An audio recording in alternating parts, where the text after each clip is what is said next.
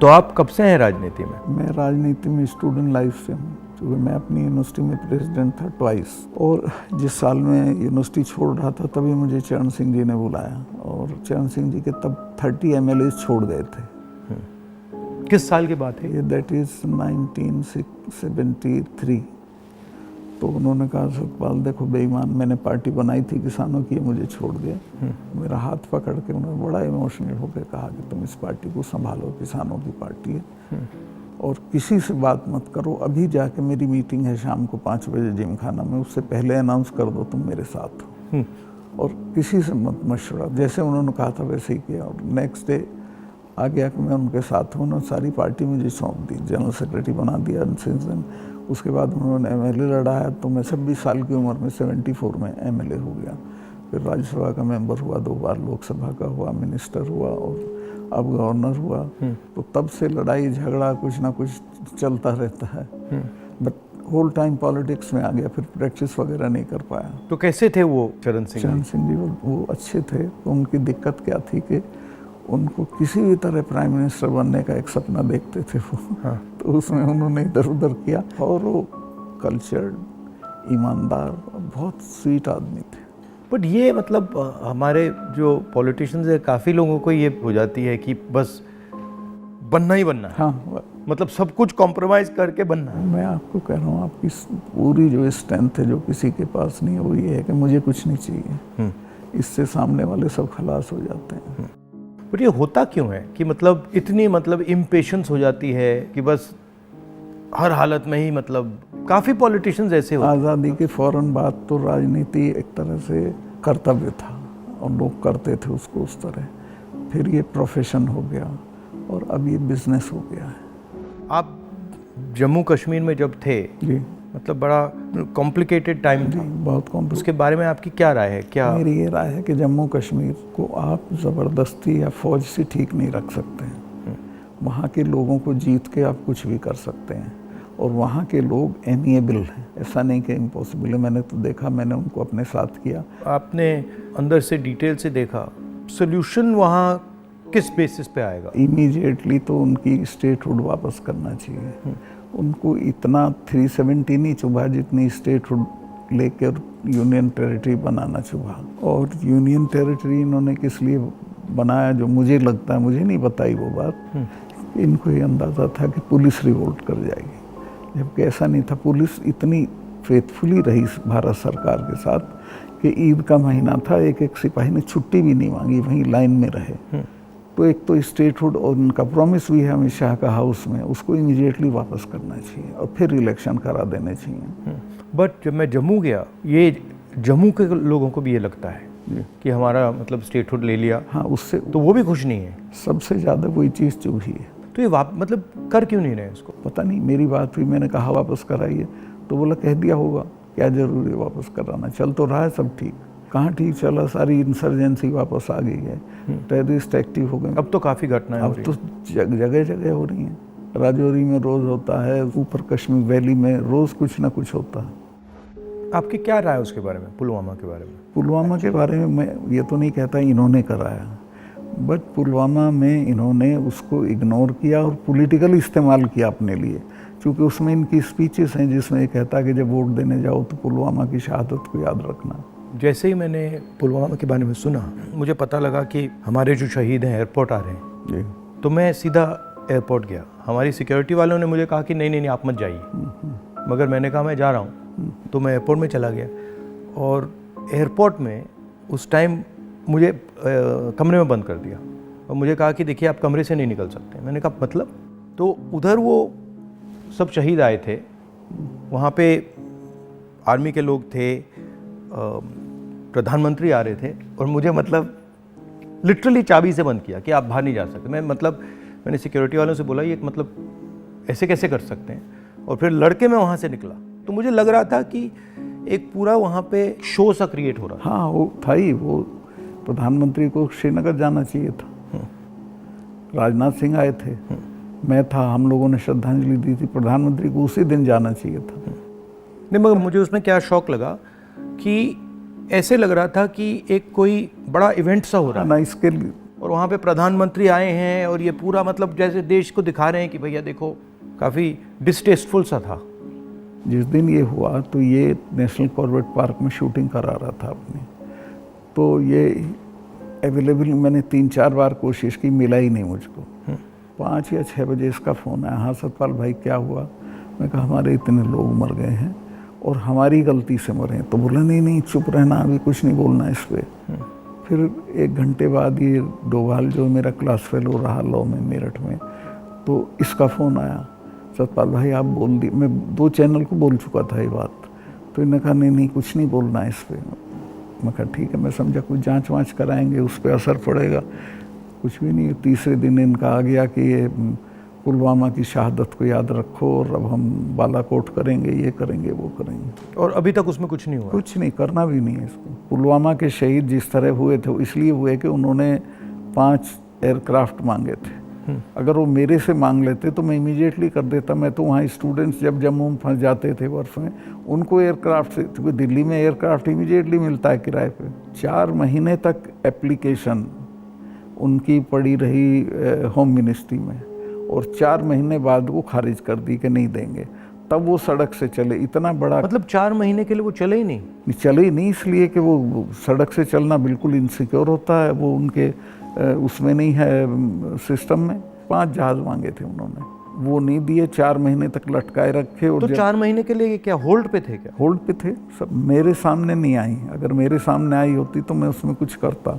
That was between CRP and home ministry. लेकिन ये थी कि अटैक हो सकता है। इसके अलावा वो जो गाड़ी टकराई थी वो 10 दिन से घूम रही थी वहाँ, पूरा आप समझिए कि भरी हुई विस्फोटक से। वो कैसे, मतलब इतना एक्सप्लोसिवली कैसे, मतलब ऐसे घूम रही थी? सिस्टम नहीं था ठीक से। और जब मैं गया हूँ फिर पुलवामा होने के बाद, तो जो 10 किलोमीटर का स्ट्रेच है उसमें लगभग 8-10 लिंक रोड मिलती हैं। एक भी सैनिटाइज नहीं थी उस दिन। बल्कि हम तो जब अपनी पुलिस को भेजते थे कश्मीर की, तो पूरी रोड पे सिविल ट्रैफिक बिल्कुल रोक देते थे, सैनिटाइज कर देते थे, तब भेजते थे। ना हाईवे सैनिटाइज था, ना वो लिंक रोड।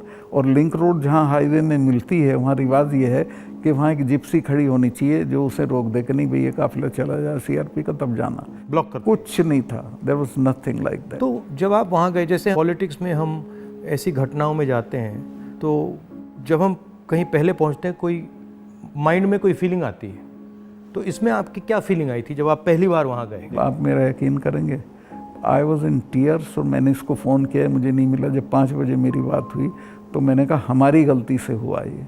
तो बोला नहीं इस पर आपको चुप रहना है। मैं चाहता था कि कुछ सर इसमें कटने चाहिए जिनकी जिम्मेवारी थी। कुछ भी नहीं, बट किसी का नहीं, कुछ नहीं हुआ। उसको इलेक्शन के लिए यूज़ करना चाहते थे कि ये पाकिस्तान ने किया, हमारे जवान मारे और अब हम हराएंगे। भारत जोड़ो यात्रा में हम वहीं से निकले, एक्चुअली साइट से निकले, पुलवामा से। तो मुझे ये लग रहा था कि जो आपने बोला कि ऐसी जगह पे, स्ट्रेटेजिक जगह पे इतना एक्सप्लोसिव कहाँ से आ गया, कैसे आया, वो मेरे दिमाग में क्वेश्चन था। सारा पाकिस्तान से आया था, बट इतना 600-300 किलो। हाँ, ये बॉर्डर तो हमारा पोरस है, और ये इतना एक्सप्लोसिव इंडिजिनसली प्रोक्योर करते तो वो बात फैल जाती। ये 10-12 क्विंटल तो आया हुआ था, उसमें से ये गाड़ी पूरी भरी थी एक्सप्लोसिव से। और बताया मुझे जब मैं गया कि साहब ये तो 10-12 दिन से घूम रही थी गाड़ी। जो गाड़ी चला रहा था उसका भी, मालिक का, दोनों का टेररिस्ट रिकॉर्ड था। दोनों कई बार गिरफ्तार हो लिए थे, फिर छूट गए थे, फिर गिरफ्तार हुए थे, फिर छूट गए थे। अच्छा, तो उन पर कोई निगाह नहीं थी इंटेलिजेंस एजेंसीज की।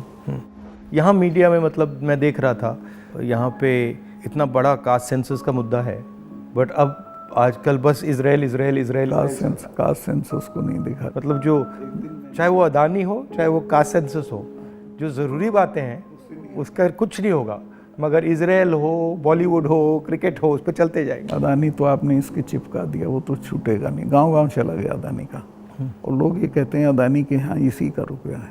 हाँ, वो 20,000 का आपने उठाया था, 20,000 करोड़। इतना बड़ा इन्वेस्टमेंट कहाँ से आएगा? कल ही एक स्टोरी आई है कि ये कोयले के प्राइस इन्फ्लेट कर रहा है। वहाँ से इंडोनेशिया से कोयला नाव में जाता है और यहाँ पहुँचते उसकी प्राइस इन्फ्लेट हो जाती है, और फिर लोगों को बिजली के लिए ज़्यादा रेट देना पड़ता है, मगर वो भी मीडिया ने कहीं नहीं उठाया। मुझे खबर ये दी गई कि जिस दिन मैं ये करण थापर का इंटरव्यू किया, इन्होंने बुला के सब चैनल्स को कहा कि खबरदार कोई रिपोर्टिंग नहीं होगी, और अतीक अहमद का केस हो गया और उसको 10 दिन तक हेडलाइन। जब मैंने वो देखा, मैंने अपनी बहन से कहा कि ये जो आपने पुलवामा की बात की है, इसके कारण ये किया गया है, टोटल डिस्ट्रैक्ट करने के लिए। मैंने नोटिस किया जब आपने पुलवामा की बात की तो ये सब डर गए थे, लेकिन अतीक अहमद ने उसको 10 दिन तक खत्म कर दिया, ओवरशैडो कर दिया। बिल्कुल।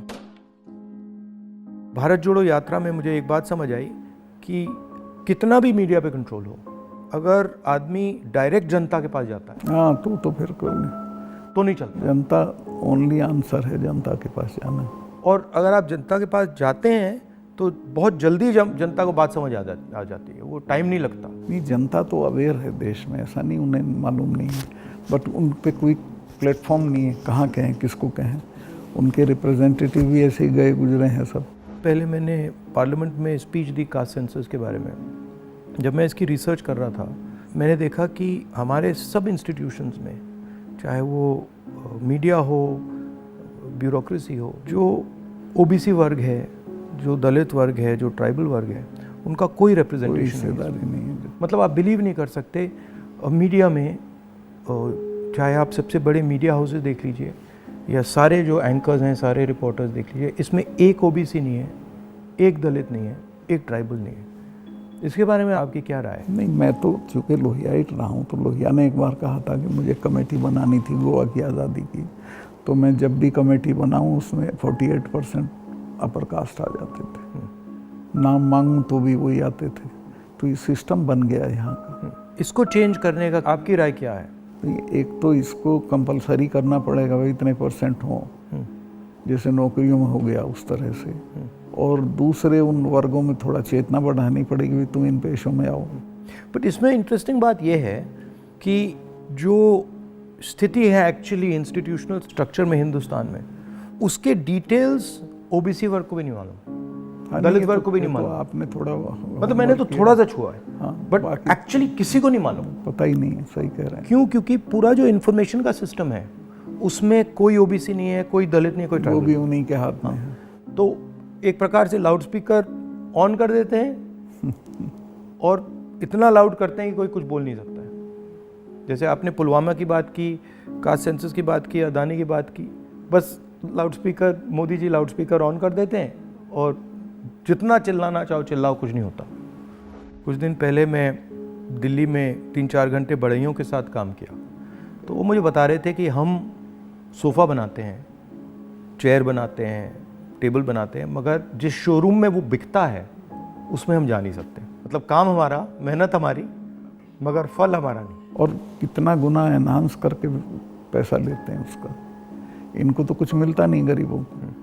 ये बहुत ही एक्सप्लॉयटेटिव सिस्टम है। तो अगर आप जीएसटी देखें, जीएसटी भी इनडायरेक्ट टैक्स है, उसमें छोटे व्यापारी, किसान, मजदूर वो टैक्स भरते हैं। डिमोनेटाइजेशन भी उनके खिलाफ हथियार था। किसान आंदोलन में तो आपने काफ़ी कमेंट किया है, वो भी मतलब उनके घर में से पैसे निकालने का तरीका था। नहीं, वो तो इनका मैं बताता हूँ, अगर आप नहीं हटाओगे इस बार तो खेती को तो ये पूरी तरह खत्म, मतलब किसान छोड़ के भाग जाएगा और ये कॉरपोरेट को दे देंगे। इनका ये इरादा है। मैं तो खेती करता था। मेरे गांव में पूरी यूपी की सबसे बड़ी काश्त थी, एक हमारे चचा थे, उनके पास 2500 बीघा ज़मीन थी। और आज मैं जाता हूँ तो सब के लड़के शहर में आ गए हैं, चूँकि एजुकेशन नहीं है, हेल्थ सर्विसेज नहीं है और सिक्योरिटी नहीं है, तो वो बटाईदार को देके वो धीरे धीरे ख़त्म हो जाएगी खेती। खेती को ख़त्म करेंगे, फौज ख़त्म करी दी से ये ला के अग्निवीर में कौन इतने से अरसे के लिए अपनी जान देगा। तो ये शने शने सब लोगों को, ये हर इंस्टीट्यूशन को पकड़ के ख़त्म कर देते हैं। इनके मतलब इमीडिएटली ये, चाहे वो सेना हो, सरकार हो, ब्यूरोक्रेसी हो, इलेक्शन कमीशन, जैसे इनके हाथ पड़ता है वो अपने लोगों को बैठा के कुछ ना कुछ उल्टा। मैं आप एक स्टडी करा लीजिए, सेंट्रल यूनिवर्सिटी के जो वाइस चांसलर्स हैं पिछले 1 साल में लगे हैं, वो 100% वो हैं जिनके संघ से कनेक्शन थे। उसके बिना आप कोई नौकरी नहीं पा सकते हैं आज, और सेंट्रल यूनिवर्सिटी की तो बिल्कुल नहीं पा सकते हैं। जो इंटर कॉलेज के प्रिंसिपल होने लायक भी नहीं थे वो वीसी लगे हुए हैं सब जगह। मतलब इनका शिक्षा का सिस्टम नहीं रहा, कंट्रोल का, माइंड कंट्रोल का सिस्टम बनाने की कोशिश। आपके मुताबिक इम्प्रूवमेंट लाने का क्या तरीका है? देखिए, सबसे बेसिक सवाल है कि किसान को उसकी फसल का दाम सही नहीं मिलता है और उसके चलते वो हर साल गरीब होता जाता है। जो एक फसल का दाम पिछले साल था, खाद का और बाकी चीज़ों का जो दाम था, उसकी तुलना में इस साल में और फ़र्क हो जाता है। तो उसकी परचेजिंग पावर हर साल कम होती चली जाती है और उसे पता नहीं चलता। ही डजंट नो कि मैं गरीब हो रहा हूँ, लेकिन वो गरीब हो जाता है क्योंकि उसके जितना एक मन गेहूँ में पिछले साल खाद खरीद सकता था, इस साल नहीं खरीद सकता, इस साल ज़्यादा गेहूं देना पड़ेगा। तो वो जो उसकी परचेजिंग पावर कम होती है उसको एहसास ही नहीं है, पता भी नहीं चलता है। तो वो तो मैंने देखा जब पब्लिक मीटिंग्स में बताते तो कहते हैं हमें तो पता ही नहीं था ये। मैं कहा भाई तुम्हें पता ही नहीं, तुम गरीब हो रहे हो। तो उन्हें सुन के बुरा लगता है। फिर मैं समझाता हूँ, बताओ पिछले साल इतने गन्ने में कितना सामान खरीदते थे, इस साल कितना खरीदते हो। तो सबसे पहले है कि जो पैरिटी ये है एमएसपी, इसको लागू करना चाहिए। एमएसपी में ये नहीं कि सरकार सारी फसलों का एमएसपी दे, लेकिन एमएसपी करने से बाज़ार गिरेगा नहीं। और एमएसपी है इसलिए कि बाज़ार एक ख़ास जो आपने दाम तय किया उससे नीचे गिरेगा तो सरकार इंटरवीन करेगी। और ये पंडित जी के ज़माने से जो नागपुर सम्मेलन में जवाहरलाल जी ने कराया था ये कि हम इंटरवीन करेंगे और ख़रीद लेंगे। तो एमएसपी का लागू होना बहुत ज़रूरी है। और एमएसपी पे इन्होंने किसानों से धोखा किया। जब किसान कानून वापस लिए तो कहा था हम एमएसपी करेंगे, और आज तक नहीं किया। वो क्यों नहीं किया? क्योंकि अडानी ने बड़े बड़े गोदाम बना दिए, फसलें एक दाम पे खरीद ली, अगले साल उनके दाम बढ़ जाएंगे, वो बेचेगा। एमएसपी होगा तो किसान इनको सस्ते दाम पे नहीं देगा। तो एमएसपी का होना सबसे ज़्यादा ज़रूरी है।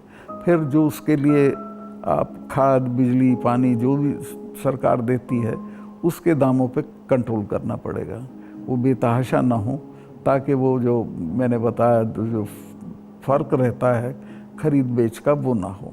जो आप कह रहे थे, ये जो अदानी जी हैं, इन्होंने पूरा जो स्टोरेज का इंफ्रास्ट्रक्चर है अपने हाथों में ले लिया है।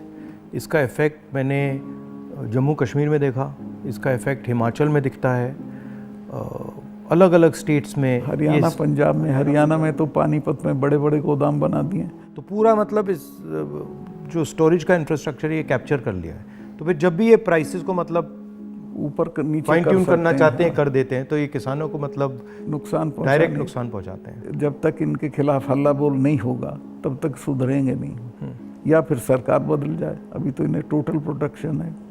मगर मैंने देखा है कि जनरली सरकारों के पास जो किसान का जो स्टोरेज की कैपेबिलिटी होती है उसके बारे में सरकारें ज़्यादा नहीं सोचती हैं। वो ज़्यादा नहीं, बिल्कुल नहीं सोचती। आप नॉर्थ ईस्ट में भी थे? हाँ, मेघालय में।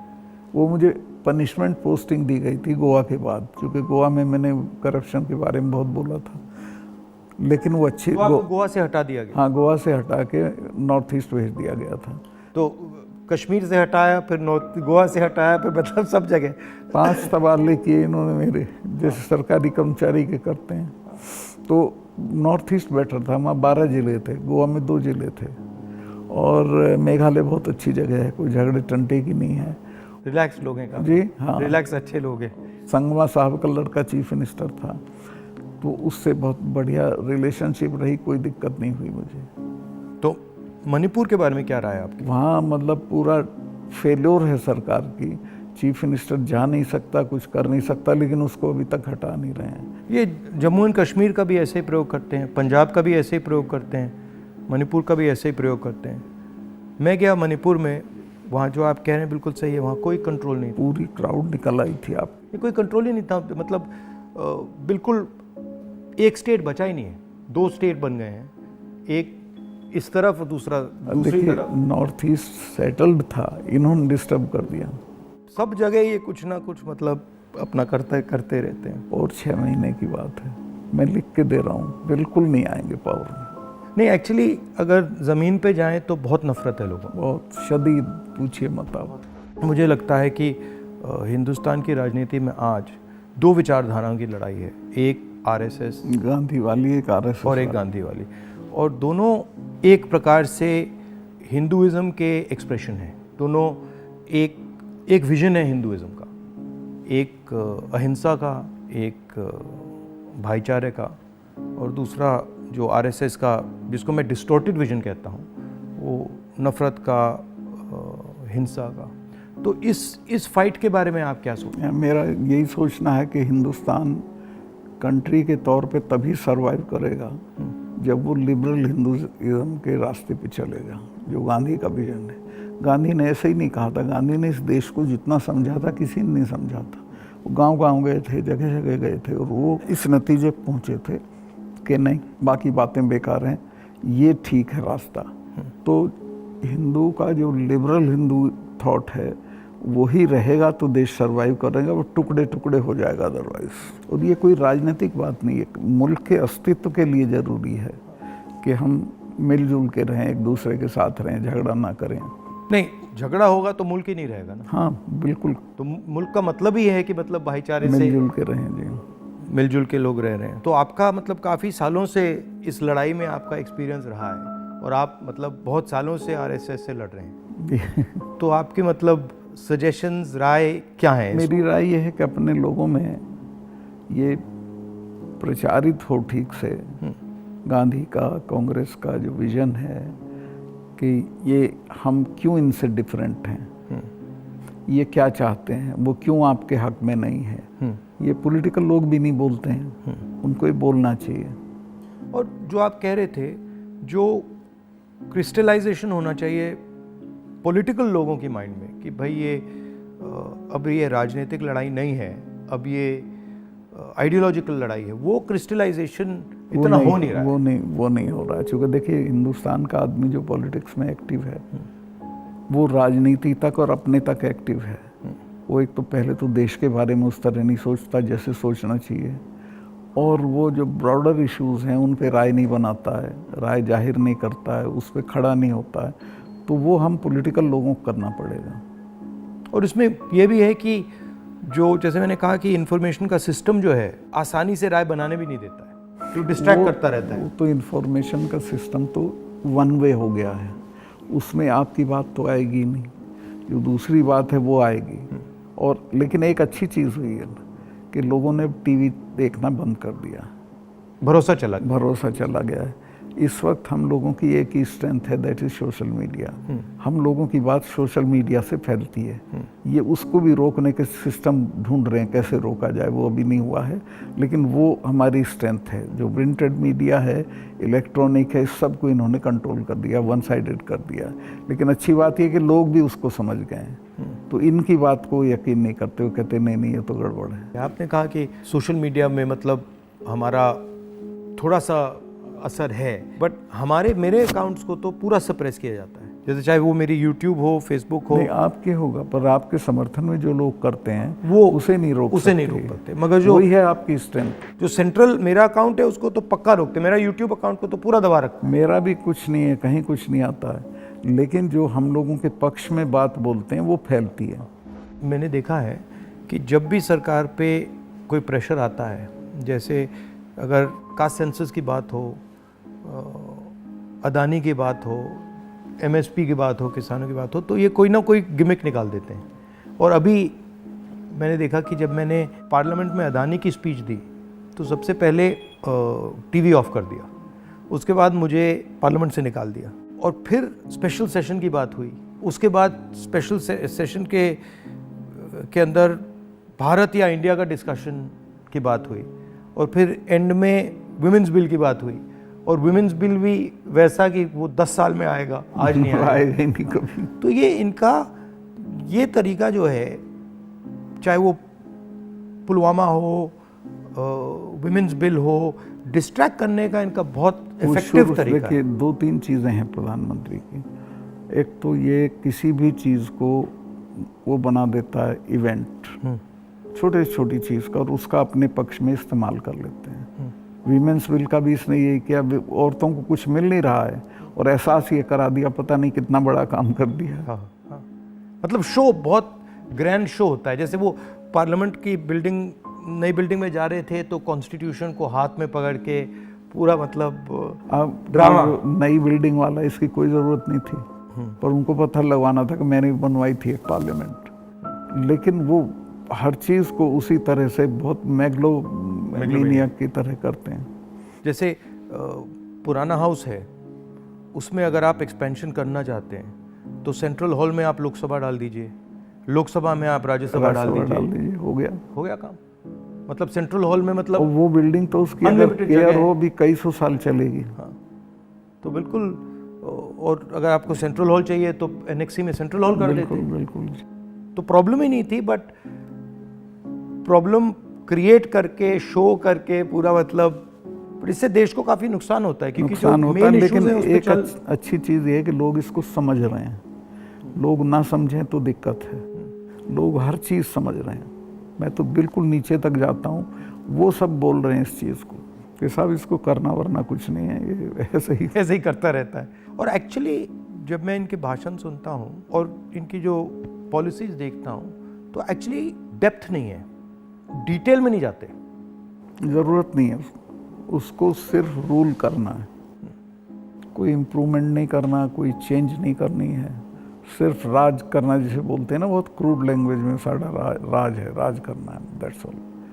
और वो उस तरह से जो जवाबदेही जनता के लिए होती है वो महसूस भी नहीं करते हैं। आपने काफ़ी बहादुरी के साथ जो पुलवामा के बारे में बोला, आपने जो अदानी के बारे में बोला, किसानों के बारे में बोला, तो फिर आपको धमकाया गया, सीबीआई इंक्वायरी कराएगी, सब शुरू हो गया, पूरा इनका सिस्टम चालू हो गया। आप हैरत करेंगे, ये कानून है कि जो शिकायत करता है उसको सज़ा नहीं दी जाती है। मैंने शिकायत की जिनकी की, उनका आज तक इंटरोगेशन नहीं हुआ। मेरे यहाँ 3-3 बार आ गए, मेरे स्टाफ के लोगों के फ़ोन ले गए सीबीआई वाले। मैंने कहा भाई तुम कुछ कर लो, मेरा कुछ नहीं बिगाड़ सकते, मैं तो फ़कीर हूँ, मेरे बिना कुछ है। तो तंग आ गए वो, लेकिन करना पड़ा। फिर यही कहते थे लास्ट में, साहब नौकरी कर रहे हैं। वो मुझे भी यही कहते थे कि भाई आप छोड़िए, मतलब हमें दबाया जा रहा है, हमें करना पड़ रहा है, इसमें कुछ है नहीं। उनकी भी मजबूरी है, क्या करें। हम बात कर रहे हैं तो इसके बाद में आप पर भी थोड़ा आक्रमण करेंगे। जब भी हम किसी से बात करते हैं एकदम आक्रमण शुरू हो जाता है उन पर। हाँ नहीं करेंगे, मेरे पे तो करते रहते हैं, ज़्यादा दिक्कत नहीं, आपको कोई फर्क नहीं पड़ता। थैंक यू, बहुत अच्छा लगा, हमें बहुत अच्छा लगा। Thank you.